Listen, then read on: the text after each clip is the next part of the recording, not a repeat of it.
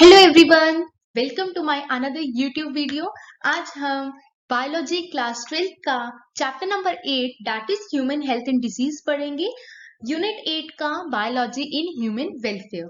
इससे पहले भी मैं एक वीडियो चैप्टर नंबर 8 पे अपलोड कर चुकी हूँ। जिन बच्चों ने मेरे प्रीवियस वीडियोस नहीं देखे वो प्लीज जल्दी से देख लिए और आई होप आपने मेरे यूट्यूब चैनल सब्सक्राइब कर दिया हो। आज हम पढ़ेंगे इम्यूनिटी से। पहले का जो पार्ट 1 था उसमें हमने कॉमन डिसीजेस पढ़ी थी। ह्यूमंस में कौन सी होती है, बहुत सारी डिसीजेस पढ़ी थी, उनके सिम्टम्स पढ़े थे। आज हम इम्यूनिटी की बात करते हैं। The overall ability of the host to fight the disease causing organisms confirmed by the immune system is called immunity। Immunity कैसे किसे कहते हैं? आपने बहुत, वैसे तो ये टाइम ही है कि सबको अपनी इम्यूनिटी स्ट्रॉन्ग करनी चाहिए, this is corona time, but what is immunity? The question is this, immunity क्या होता है? हमें अपनी इम्यूनिटी बढ़ानी चाहिए, तरह तरह की चीजें खानी चाहिए ताकि हम स्ट्रॉन्ग हो जाए, फाइट कर सके डिसीज से। This is immunity. ठीक है, तो जितनी भी हमारी ओवरऑल एबिलिटी होती है, क्षमता होती है कि होस्ट का मतलब हम, ठीक है, जिसपे हम कोई भी ऑर्गेनिज्म अटैक कर सकते हैं तो हम हुए, यानी कि कोई भी लिविंग ऑर्गेनिज्म, ठीक है, वो फाइट करने के डिजीज कॉजिंग ऑर्गेनिज्म से, उसे हम क्या कहते हैं? इम्यूनिटी। इम्यूनिटी जो होती है हमारे पास वो दो तरह की होती है, एक होती है इनेट इम्यूनिटी और एक होती है एक्वायर्ड इम्यूनिटी। अब क्योंकि इसमें एक इंपॉर्टेंस आ जाती है कि दो तरह की इम्यूनिटी क्या होती है, फिर अच्छे से उसको डिफ्रेंशिएट करना, वो आपको वीडियो के एंड तक जरूर पता लग जाएगी कि क्या डिफरेंस होता है। तो प्लीज वीडियो के एंड तक जरूर देखिए। इम्यूनिटी, पहले हम बात करते हैं इम्यूनिटी। इम्यूनिटी की बात कर ली हमने कि हमने क्या पढ़ा अभी तक। इम्यूनिटी जो ओवरऑल एबिलिटी होती है किसी भी होस्ट की to fight against the disease causing organism, कि हम फाइट कर सके किसी भी डिसीज कॉजिंग ऑर्गेनिज्म यानी कि पैथोजन से, उसे हम इम्यूनिटी कहते हैं।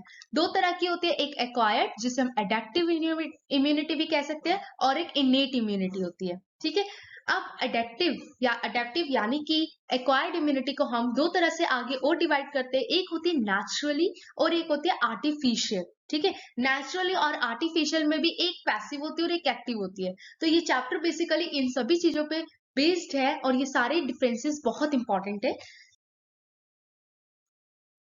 इनेट इम्यूनिटी की बात करते हैं। क्या होता है innate immunity? Is non specific type of defence that is present at the time of birth. तो ये जो इम्यूनिटी होती है, इनेट इम्यूनिटी, वो एक नॉन स्पेसिफिक टाइप का डिफेंस होता है, यानी कि ये किसी भी बीमारी के लिए स्पेसिफिक नहीं है कि ये इस बीमारी के लिए ही लड़ेगी, सिर्फ ये पूरी बॉडी में फ्रॉम द बर्थ हमें प्रेजेंट होती है।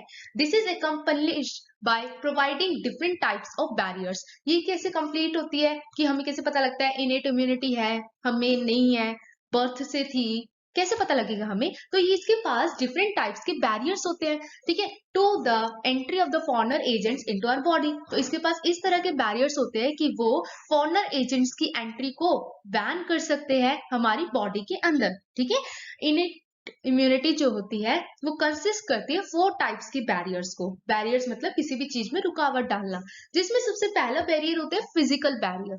Skin on our body is the main barrier which prevents entry of the micro organism. Skin जो है हमारी बॉडी का बहुत इंपॉर्टेंट मेन बैरियर है, जो माइक्रो ऑर्गेनिजम्स की एंट्री को रोकता है। प्रिवेंट मतलब रोकना। Mucus coating of the epithelium lining the respiratory, gastrointestinal and urogenital tracts also help in trapping microbes entering our body। ठीक है, जो म्यूकस कोटिंग में, यानी कि हमारी स्किन पे एपिथेलियल लाइनिंग प्रेजेंट होती है, एपिथेलियम टिश्यू प्रेजेंट होते हैं, ठीक है, जिसके बारे में आपने 11th क्लास में पढ़ा था। ठीक है, वो क्या करते हैं, जो उसकी जो म्यूकस कोटिंग होती है यानी कि जो कवरिंग होती है, वो लाइन अप करती है रेस्पिरेटरी, गैस्ट्रोइंटेस्टाइनल, यूरोजेनेटिकल ट्रैक्ट में, वो भी हेल्प करती है हमारी इन माइक्रो, अगर बाय चांस माइक्रोब एंटर भी करके बॉडी में, फिर आगे इनके पास एक एपिथेलियम लाइनिंग होती है जो प्रोटेक्ट करती है बॉडी को। ठीक है, तो सबसे पहले क्या हुआ, फिजिकल बैरियर, जिसमें स्किन जो है बहुत इंपॉर्टेंट बैरियर है। Physiological barrier, acid in the stomach, हमारी बॉडी में HCl प्रेजेंट है स्टमक में। Saliva in the mouth, saliva and tears from eyes, ये भी सारे के सारे फिजियोलॉजिकल बैरियर्स है जो माइक्रोबियल ग्रोथ को प्रिवेंट करते हैं। Acid in the stomach, stomach में एसिड होना, सलाइवा इन द माउथ। अब आप सोच सकते हो कि ये सारी चीजें हमारी बॉडी में प्रेजेंट क्यों है, क्योंकि ये माइक्रोबियल ग्रोथ से हमें बचाती है, माइक्रोबियल इन्फेक्शन से हमें बचाते हैं, ठीक है।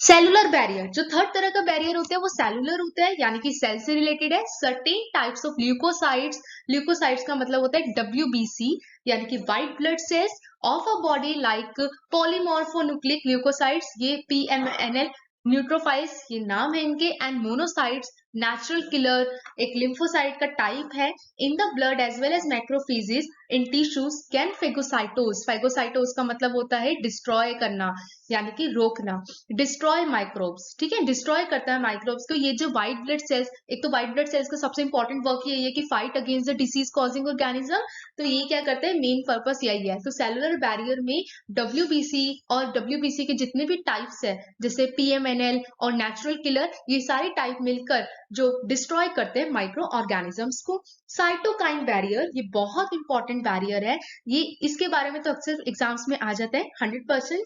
Virus infect cells secrete proteins called interferons, ठीक है, सॉरी इंटरफेरॉन्स कहते हैं उसे, ठीक है। वायरस के पास, जो वायरस इन्फेक्टेड सेल्स होते हैं उनके पास एक प्रोटीन प्रेजेंट होता है जिसे इंटरफेरॉन कहते हैं, जो क्या करते हैं, नॉन इन्फेक्टेड सेल्स को प्रोटेक्ट प्रोवाइड करता है और ज्यादा वायरल इन्फेक्शन से। तो ये साइटोकाइन बैरियर बहुत इंपॉर्टेंट है स्टूडेंट्स।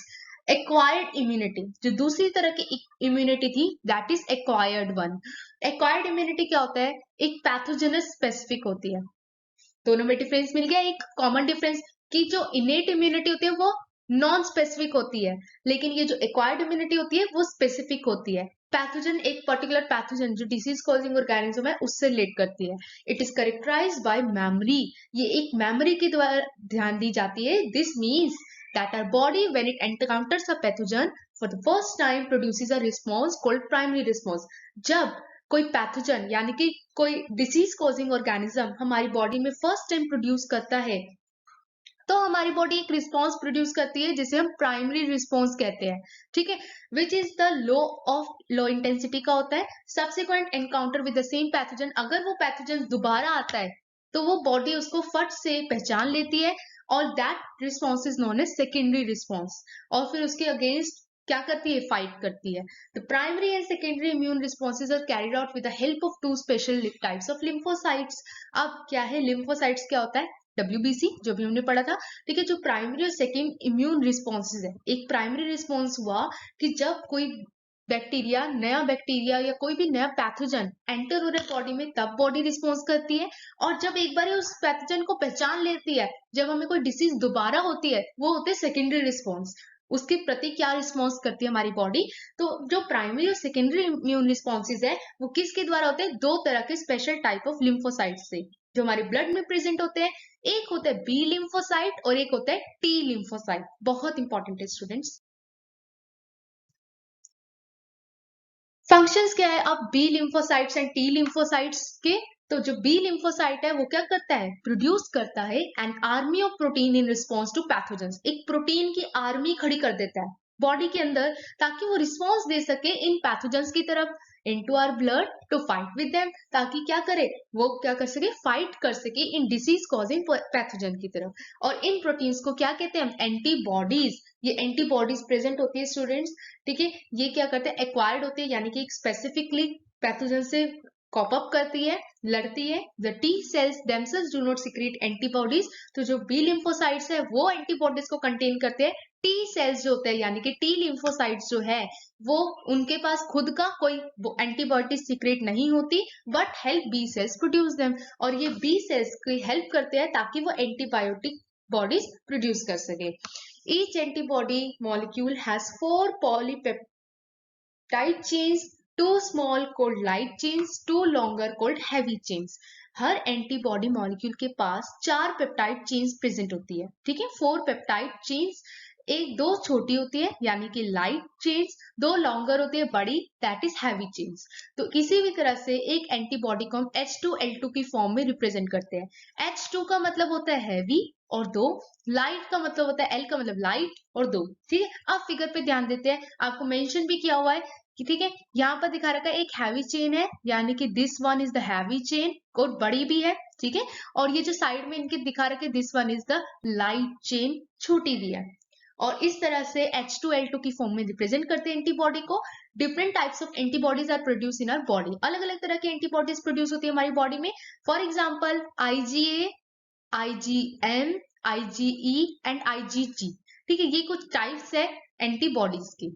तो आई होप आपको ये क्लियर हो गया हो। और जहां से ये बाइंडिंग साइट यानी कि बाइंड करती है पैथोजन को, that is antigen binding sites, दोनों में प्रेजेंट होती है। These antibodies are found in the blood, ये जो एंटीबॉडीज होती है ब्लड में पाई जाती है। तो इस तरह के रिस्पॉन्सेज को हम ह्यूमोरल इम्यून रिस्पॉन्सेज भी कहते हैं, ठीक है।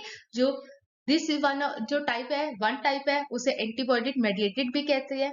जो सेकंड टाइप है उसे सेल मेडिएटेड इम्यून रिस्पॉन्स या सेल मेडिएटेड इम्यूनिटी CMI भी कहते हैं। अब ये क्या कंफ्यूजन होगी थोड़ी सी, तो जो पहले वाला टाइप था यानी कि जो बी लिम्फोसाइट्स की हम बात कर रहे थे, उसे हम एक्वायर्ड इम्यून रिस्पॉन्स भी कहते हैं, ठीक है। और जो सेकंड टाइप की बात कर रहे थे दैट इज T सेल्स की, उसे हम मेडिएटेड इम्यून रिस्पॉन्स या फिर सेल मेडिएटेड इम्यूनिटी भी कहते हैं। आपका NCERT का एक क्वेश्चन होगा कि इसकी CMI की फुल फॉर्म क्या होती है, तो ये CMI की फुल फॉर्म आपसे पूछा गया है, यानी कि बहुत इंपॉर्टेंट क्वेश्चन बन जाता है, that is cell mediated immunity.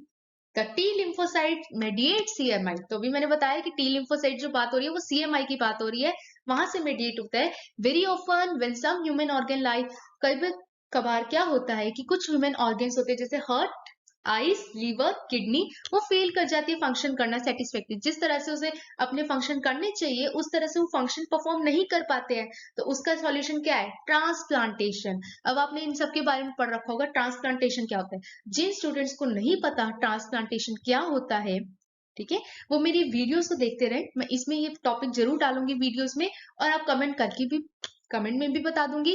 And transplantation पे अपनी भी रिसर्च करो, you are bio student so you should know everything, ठीक है। तो ट्रांसप्लांटेशन एक ऐसी रेमेडी होती है जो पेशेंट को फिर से एक नॉर्मल लाइफ जीने के लिए हेल्प करती है। Thank you so much students, आज के लिए इतना ही, ठीक है। Please do like, comment and share, ठीक है। कोई भी आपको डाउट हो या मुझे फीडबैक देना चाहते हो आप वो भी दे सकते हो कमेंट करके। सब्सक्राइब जरूर करना। Thank you so much students.